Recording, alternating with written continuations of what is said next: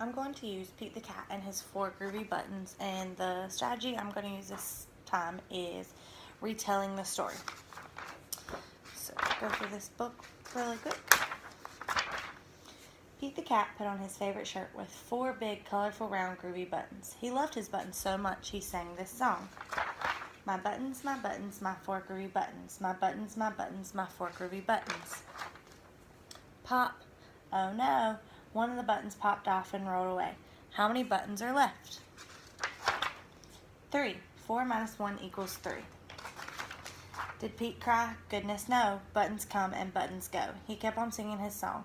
My buttons, my 3 groovy buttons. My buttons, my 3 groovy buttons. Pop. Oh no. Another button popped off and rolled away. How many buttons are left? 2. 3 minus 1 equals 2. Did Pete cry? Goodness no. Buttons come and buttons go. He kept on singing his song. My buttons, my 2 groovy buttons. My buttons, my 2 groovy buttons. Pop. Oh no. Another button popped off and rolled away. How many buttons are left? 1. 2 minus 1 equals 1. Did Pete cry? Goodness no. Buttons come and buttons go. He kept on singing his song. My button, my 1 groovy button. My button, my 1 groovy button. Pop. Oh no. The last button popped off and rolled away. How many buttons are left? 0. 1 minus 1 equals 0. Did Pete cry? Goodness no. Buttons come and buttons go. Pete looked down at his buttonless shirt, and what do you think he saw? His belly button, and he kept on singing his song. My button, still have my belly button. My button, still have my belly button. I guess it simply goes to show that stuff will come and stuff will go. But do we cry? Goodness no.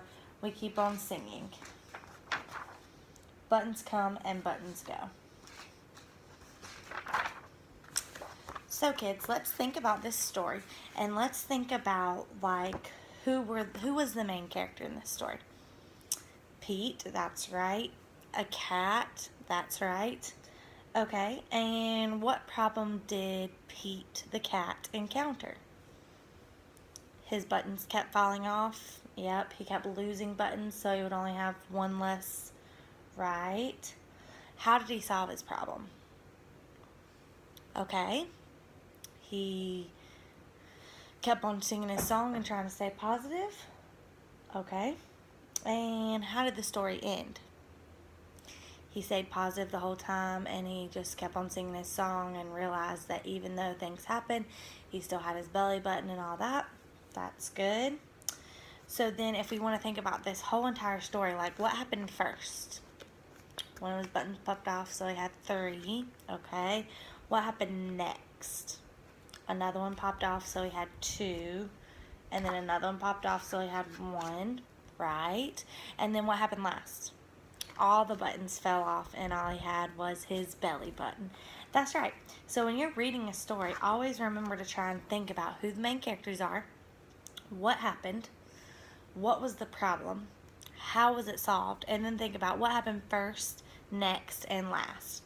That story is called Retelling the Story, and it kind of helps us, if we're reading like a really long book, it helps us to remember what happens throughout the whole entire thing, because maybe if we were reading a big chapter book or something, we wouldn't be able to read it all in one day.